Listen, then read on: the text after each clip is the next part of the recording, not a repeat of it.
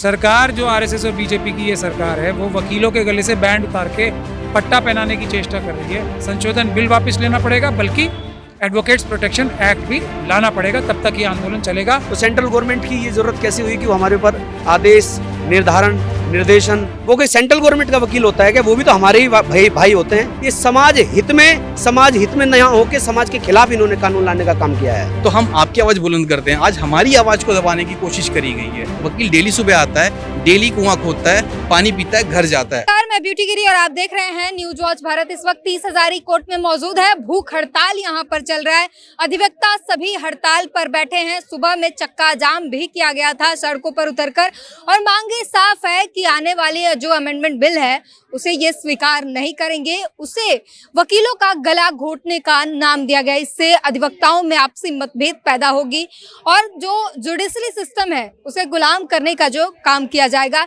ये साफ तौर पर कहना है। साथ ही प्रोटेक्शन एक्ट की भी मांग है वकीलों के लिए। अब वकील हमारे साथ मौजूद हैं, उन्हीं से जानेंगे क्या कुछ कहते हैं। सर, ये सीधी भाषा में क्या कुछ संशोधन आ रहा है, पहले क्या था, अब क्या है, और इससे क्या इम्पैक्ट पड़ने वाला है? आसान भाषा में, बहुत कम शब्दों में समझाइए। देखिए, आसान भाषा में बहुत कम शब्दों में ये है कि वकील अब तक अपनी जो कार्य करने की प्रणाली है उसको खुद नियंत्रित करते थे। हर एक प्रोफेशनल को यह अधिकार होना भी चाहिए। तो सरकार जो आरएसएस और बीजेपी की ये सरकार है वो वकीलों के गले से बैंड उतार के पट्टा पहनाने की चेष्टा कर रही है। तो वकील पट्टा पहनने के लिए पैदा नहीं हुए हैं। वकील पट्टा पहना देते हैं। जो उनको पट्टा पहनाने की कोशिश करता है वही होने वाला है अब देश में। और देश के सीमाओं पे जैसे सैनिक देश के संविधान और देश की रक्षा करते हैं, वैसे ही सीमाओं के अंदर वकील जो हैं सबसे बड़े देश के रक्षक हैं। देश के संविधान के, देश के हर एक नागरिक के हक अधिकार की रक्षा के लिए ये होते हैं। तो 30 हजारी कोर्ट जो है, मैं यहीं से मैंने वकालत शुरू की थी, यहीं से हम सब ने वकालत शुरू की है। उसके बाद ही हम हाई कोर्ट और सुप्रीम कोर्ट जाते हैं। तो ये बेसिक बार है, सबसे बड़ी बार है अभी भी, आज भी। हालांकि इसके कई टुकड़े कर दिए गए हैं अब तो, लेकिन फिर भी देश की सबसे बड़ी, एशिया की सबसे बड़ी बार 30 हजारी बार ही है। आज यहाँ के वकीलों ने भी जो ये इतना ड्रैकोनियन एक्ट आ रहा है उसके विरोध में आज सड़क पे भी पीसफुल प्रोटेस्ट किया था, और यहाँ भी कर रहे हैं। अभी 23 तारीख तक देश की सारी बार एसोसिएशन बैठ के, बार काउंसिल्स के साथ बैठ के डिस्कशन कर रही हैं। फिर एक बड़ा आंदोलन की तैयारी की जाएगी अगर सरकार ये वापस नहीं करती। लेकिन ये जो संशोधन ला रही है लेकिन उसके साथ साथ आपदा में अवसर के तौर पे वकीलों ने ये भी निर्धारित किया है कि हम एक एडवोकेट्स प्रोटेक्शन की जो हमारी एक्ट की बहुत पुरानी मांग है, ये हड़ताल अब तभी खत्म होगी जब एडवोकेट्स प्रोटेक्शन एक्ट भी आ जाएगा, जिससे वकील इज्जत से और अपने परिवार और अपनी आपकी स्वयं की खुशहाली की रक्षा करते हुए सबको न्याय दिला सकें। ये आंदोलन इसलिए है, पूरे देश में आंदोलन छिड़ चुका है। ये इलाहाबाद में, राजस्थान में, यूपी में, दिल्ली के लॉयर्स ने, दिल्ली के डिस्ट्रिक्ट कोर्ट्स ने सबसे पहले ये आंदोलन शुरू किया था। आज कड़काडूमा में भी बहुत बड़ा आंदोलन चल रहा है। पूरे देश में आंदोलन शुरू हो चुका है। इस सरकार को ना सिर्फ ये संशोधन बिल वापस लेना पड़ेगा, बल्कि एडवोकेट्स प्रोटेक्शन एक्ट भी लाना पड़ेगा, तब तक ये आंदोलन चलेगा। हम माननीय कपिल सिब्बल साहब से भी रिक्वेस्ट करते हैं और देश के सभी हाई कोर्ट्स के प्रेसिडेंट से भी रिक्वेस्ट करते हैं कि वो इस आंदोलन में पूरी ताकत से सहयोग करें, क्योंकि ये सारे वकीलों की बात है, कोई डिस्ट्रिक्ट कोर्ट के वकीलों की बात है नहीं। सर, क्या कहेंगे, क्या कुछ अमेंडमेंट लाने की कोशिश की जा रही है, क्या कुछ अमेंडमेंट है और उसके इम्पैक्ट क्या पड़ेंगे? देखिए, हमारी जो मांग थी सेंट्रल गवर्नमेंट से वो ये थी कि एडवोकेट्स के ऊपर बराबर हमले होते थे। 2019 में हमारे भाइयों के ऊपर गोली चली। उस गोली चलने के बाद में हमने एक पुरजोर मांग रखी सेंट्रल गवर्नमेंट से कि हमें एडवोकेट प्रोटेक्शन एक्ट दिया जाए। अब एडवोकेट प्रोटेक्शन एक्ट ना देके उन्होंने हमें किस तरीके से बांधा जाए उसकी प्रक्रिया शुरू कर दी। अब आपने पूछा कि क्या अमेंडमेंट किया है, तो मुख्य रूप से जो उन्होंने अमेंडमेंट किया है वो ये किया है कि हमारी ऑटोनोमस बॉडी को किस तरीके से मोनोपोली में बदला जाए उनकी। उन्होंने सेंट्रल गवर्नमेंट के नुमाइंदे हमारी ऑटोनोमस बॉडी में घुसाने की प्रक्रिया शुरू कर दी है। अभी हमारी जो बॉडी होती है, जो भी हमें डायरेक्ट करती है या हमें चलाती है, बार काउंसिल ऑफ इंडिया या हमारी स्टेट बार काउंसिल, उनमें वो अपने नुमाइंदे भेजेंगे सेंट्रल गवर्नमेंट के। मतलब हमें कोई सैलरी नहीं मिलती, हमें किसी तरीके का स्टाइफंड नहीं मिलता, पेंशन हमारी नहीं होती, मेडिकल सुविधा हमारी नहीं है सेंट्रल गवर्नमेंट से। तो सेंट्रल गवर्नमेंट की ये जरूरत कैसी हुई कि वो हमारे ऊपर आदेश, निर्धारण, निर्देशन वो कैसे कर सकते हैं? उनका आदमी हमें डायरेक्शन कैसे दे सकता है? नहीं देगा। दूसरी बात, एडवोकेट प्रोटेक्शन एक्ट हमने पहले मांगा था उनसे। हमने कहा था कि आप एडवोकेट प्रोटेक्शन एक्ट पहले दीजिए, उसके बाद में एडवोकेट प्रोटेक्शन एक्ट की कोई बात ही नहीं हुई। उन्होंने हमारे ऊपर रेगुलेशन करने की सोची। दूसरा, उन्होंने क्या कहा है कि यदि हम किसी भी तरीके की स्ट्राइक करेंगे तो स्ट्राइक करने के बाद यदि उनकी कमेटी ने ये निर्धारण करा, जो सेंट्रल गवर्नमेंट के नुमाइंदे आएंगे कि ये स्ट्राइक गलत हुई है, तो जो लोग स्ट्राइक में पाए जाएंगे उनका लाइसेंस रद्द किया जाएगा, मिसकंडक्ट मानते हुए। हम स्ट्राइक क्यों करते हैं? हम स्ट्राइक करते हैं कि आम आदमी की आवाज, जो आम आदमी की आवाज लोगों तक नहीं जा रही है, हम उस सेंट्रल गवर्नमेंट तक नहीं जा रही है, सरकार तक नहीं जा रही है, हम धरने के माध्यम से, प्रदर्शन के माध्यम से, मूवमेंट के माध्यम से, एजिटेशन के माध्यम से वो आवाज लोगों तक, सरकार तक, कंसर्न अधिकारियों तक पहुंचाते हैं। हमारी वकील को हड़ताल करने से नुकसान होता है, वकील को हड़ताल करने से पैसे का नुकसान होता है, डेली की रोजी रोटी का नुकसान होता है। हमारा कोई शौक नहीं है हड़ताल करना, हमारा कोई शौक नहीं है मूवमेंट करना। जब जब परेशानी समाज के ऊपर आती है, जब जब उनकी आवाज को नहीं सुना जाता है, तब तक हम उनकी आवाज कोर्टों में लेकर जाते हैं, तब तक उनकी आवाज गवर्नमेंट तक लेके जाते हैं। गवर्नमेंट नहीं सुनती तो फिर हमें आके यहाँ पे मूवमेंट चलाना पड़ता है, आंदोलन करने पड़ते हैं। तो ये आंदोलन हमारा नहीं है, आम आदमी का आंदोलन है। आम आदमी को बिल्कुल प्रभावित नहीं होना है। ये सोचेंगे कि क्योंकि अभी आपके माध्यम से अमेंडमेंट में आम आदमी को भी ध्यान में रखा गया है। जब केस हार जाते हैं आप, तो कई बार ये देखने को तो मिलता है कि पैसों के लिए वकील केस हार भी जाते हैं। अभिभावक का उसमें क्या मिलता है? मैं ये कह रहा हूँ आपसे, मैं ये पूछता हूँ आपसे सवाल कि वकील केस किसका लड़ते हैं? अपने परिवार का? किसका लड़ रहे हैं? समाज का केस लड़ रहे हैं। और यदि दो पक्ष लड़ रहे हैं युद्ध के मैदान में, तो एक क्या हारेगा नहीं क्या? हमारे जो वकील साहब लड़ रहे होते हैं दूसरी तरफ से, वो कोई सेंट्रल गवर्नमेंट का वकील होता है क्या? वो भी तो हमारे ही भाई होते हैं। उनको हार का सामना देखना पड़ता है, कभी वो जीत का सामना होता है। तो यहाँ पे जो युद्ध होता है वो आम आदमी का युद्ध है। आम आदमी को भटकाने के लिए ये डाल दिया कि आम आदमी यदि केस हारेगा तो वो भी शू कर सकता है। क्यों करेगा भाई? आम आदमी खुद हमारे साथ हमेशा से है, था और रहेगा, क्योंकि हम आम आदमी की आवाज हैं। वकील ने स्वतंत्रता से लेकर आज तक केवल आम आदमी की आवाज लड़ी है और आम आदमी की आवाज को बुलंद किया है, तब जाके स्वतंत्रता आई थी। वकील पहले थे।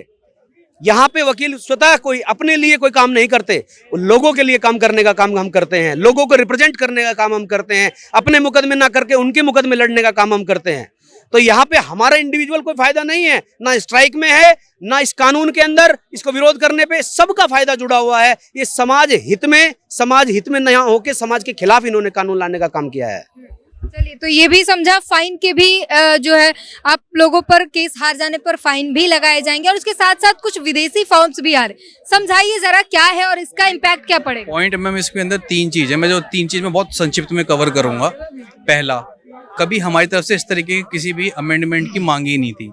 हमारी मांग थी एडवोकेट प्रोटेक्शन एक्ट को लेके, ठीक है। तो बजाय एडवोकेट प्रोटेक्शन एक्ट को देने के हमारे ऊपर एक चीज थोप दी गई एज एन अमेंडमेंट बिल। क्या जरूरत थी इसकी? मेरा ये सिंपल क्वेश्चन है। आज की डेट में क्या करते हैं ये कि हमारे ऊपर ये चीज हमको रेगुलेट करने की कोशिश कर रहे हैं और इसका बहुत दूर तक इम्पैक्ट है। ये विदेशी लॉ फॉर्म ये सब तो एक छलावा है। मेन है कि वकीलों की आवाज को किसी तरीके से दबा दिया जाए, ठीक है। क्योंकि कोई भी अगर अपने समाज में शोषण होता है तो सबसे पहले आवाज वकील की बुलंद होती है। वो आज से नहीं, आज़ादी से पहले भी है और आज भी है। इनको पता है कि अगर गवर्नमेंट के खिलाफ किसी की आवाज़ उठ सकती है तो वो वकीलों की हो सकती है। वकील कभी रेगुलेट नहीं किए जाते हैं। वकील एक ऑटोनोमस बॉडी है। और आप वकालत छोड़ दे, कोई सी भी एक ऑटोनोमस बॉडी बताएं जिसके अंदर गवर्नमेंट इंटरफेयर करती है। हमारे अंदर इंटरफेयर केवल इसलिए किया जा रहा है ताकि हम सबको कमजोर करा जा सके। ये जो प्रोविजन, जो इंसर्शन इन्होंने जो 2 लगाए हैं वो बेसिकली इसलिए लगाए हैं कि कल को हम कोई मूवमेंट करते हैं, कुछ करते हैं, तो उसके अंदर वो डायरेक्टली हमको डायरेक्शन दे सकते हैं कि we are hereby directed you to stop this और टू रिमूव दिस। हमने आज तक किसी की डायरेक्शन नहीं सही है। हम कभी किसी के लिए जाते, हम अपने लिए नहीं लड़ रहे हैं। हमने हमेशा समाज को अपने आगे रखा है। हम समाज के लिए चीजें आगे रखते हैं। आज भी कोई वकील है, हम जितने वकील भाई खड़े हैं, हमें किसी की जरूरत नहीं, हम अपने आप में परफेक्ट है। लेकिन आज अगर हमारे को कोई दिक्कत, जैसे आप ही हैं, आप प्रेस में, अगर आपको भी कोई आपका कानूनी राइट वॉयलेट होता है तो आपके लिए भी हम ही खड़े होते हैं ना। तो हम आपकी आवाज बुलंद करते हैं। आज हमारी आवाज को दबाने की कोशिश करी गई है। तो ये सबसे इंपॉर्टेंट है कि हमारी जो आवाज दबाई जा रही है उस आवाज को ना दबाया जाए। और हमने जो मांगा ही नहीं है, अमेंडमेंट क्यों लाया जा रहा है? आज 1961 का एक्ट है, ये एडवोकेट एक्ट 1961 का है। आज से लेकर कभी कुछ नहीं था। आज क्या हो गया ऐसा कि आपको अमेंडमेंट लाना पड़ा। दूसरी बात जो ये कह रहे हैं, अगर इनकी बात भी बड़ी कर देते हैं, जो उसमें लिखी हुई है कि वकीलों के ऊपर थोड़ा सा रेगुलेशन होगा, कोई बदतमीजी नहीं होगी, वो एक्ट में पहले से ही सारी चीजें हैं, कुछ नया नहीं है। अगर आज भी कोई वकील किसी के लिए गलत करता है तो उसके लिए अप्रोप्रिएट अथॉरिटीज हैं, बार काउंसिल ऑफ दिल्ली है जहां पे आप आपके कंप्लेंट कर सकते हैं। लेकिन अब क्या है, आप डायरेक्ट बीसीआई जा सकते हैं, इसके इंसेंशन में बीसीआई जाके वहां पे जो लोग होंगे वो आपके ऊपर डायरेक्ट नकेल कर सकते हैं। फिर कुल मिला के ये है कि हमारी स्वतंत्रता का इन्होंने इसको डिस्टर्ब कर रहे हैं कि हमारी जो सुप्रीमेसी है इस चीज के ऊपर, हमारी इंडिपेंडेंस के ऊपर डायरेक्ट अटैक है, नथिंग एल्स। मैं इतने पे कह के वो करूंगा। विदेशी लॉ फॉर्म का है, हम कहीं बाहर जाते नहीं, हमारे पास जो काम है वहां से इंटरफेयर करा के सारी चीजें ऊपर चली जानी है। तो इसीलिए है कि इस चीज को भी अवॉइड करने के लिए कि हमारा अपना काम जो है, हमारी इतनी पॉपुलेशन है, यहाँ वकील डेली सुबह आता है। मैम सबसे इंपॉर्टेंट पॉइंट क्या है, वकील डेली सुबह आता है, डेली कुआं खोदता है, पानी पीता है, घर जाता है। आप उसके ऊपर रेगुलेशन लगा रहे हो, क्यों? क्या आप कोई सुविधा प्रोवाइड कर रहे हो वकीलों को? एक बेसिक स्ट्रक्चर जो होता है ना, मूलभूत सुविधाएं, वो भी वकीलों को अवेलेबल नहीं है। वकील खुद आ रहा है, अपने पैर से कमाता है, और अगर वकील को कुछ हो जाता है तो गवर्नमेंट की तरफ से हमारे को कोई भी फेलिसिटेशंस नहीं होती हैं, कोई फैसिलिटीज नहीं है। और इस सब कुछ होने के बावजूद हम उनके अंदर काम करें, क्यों? Reason is this only. तो हमको लास्ट में यही कहूंगा, हमको ये अमेंडमेंट बिल्कुल नहीं चाहिए। इसमें कोई संशोधन की बहुत बात है, जो हमारे एडवोकेट्स एक्ट है वो पर्याप्त है, उसमें कोई कमी नहीं है। और हमको अगर आप कुछ दे सकते हैं तो एडवोकेट प्रोटेक्शन एक्ट दें, जो डेली कई कोर्टों में कभी भी दिन दहाड़े हमला हो जाता है, उससे बचाने के लिए, उसके लिए प्रोटेक्शन चाहिए हमको, अमेंडमेंट नहीं चाहिए। बस इतना ही कहूंगा मैं आपको। Thank you.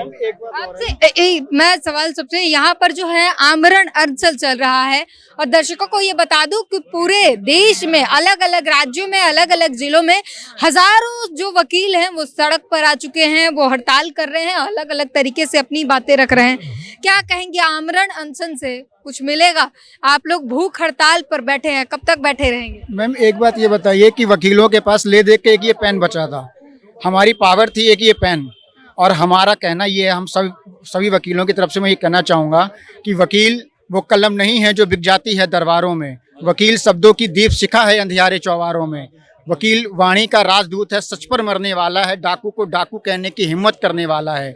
हमारी कलम वचन देती है अंधियारों से लड़ने की, राज मुकुट के राजतंत्र के आगे तन कर लड़ने की, और साहब उस शख्स का मर जाना ही अच्छा जो खुददार नहीं, देश भटके सरकार भटके और वकील कुछ ना बोले, वकील ऐसा गद्दार नहीं। इन्होंने कविता के माध्यम से अपनी जो व्यथा है उसके सामने रखी है, और बता रहे हैं कि जो वकील पूरे देश की, पूरे जनता की, पूरे समाज का जो आवाज बनते हैं, जो किसी के साथ भी कुछ अन्याय होता है वो कोर्ट में जाकर उन्हें न्याय दिलाने के लिए जद्दोजहद करते हैं, उनके साथ अन्याय हो रहा है, उनके ऊपर बाउंडेशन लगाए जा रहे हैं, उनकी आवाज को दबाने की कोशिश की जा रही है। इन्होंने तो प्रोटेक्शन एक्ट मांगा था, इन्हें अमेंडमेंट बिल ऊपर से थोप दिया गया जो इन्हें स्वीकार्य नहीं है, और यहाँ पर आमरण अनशन किया जा रहा है, भूख हड़ताल पर बैठे हैं।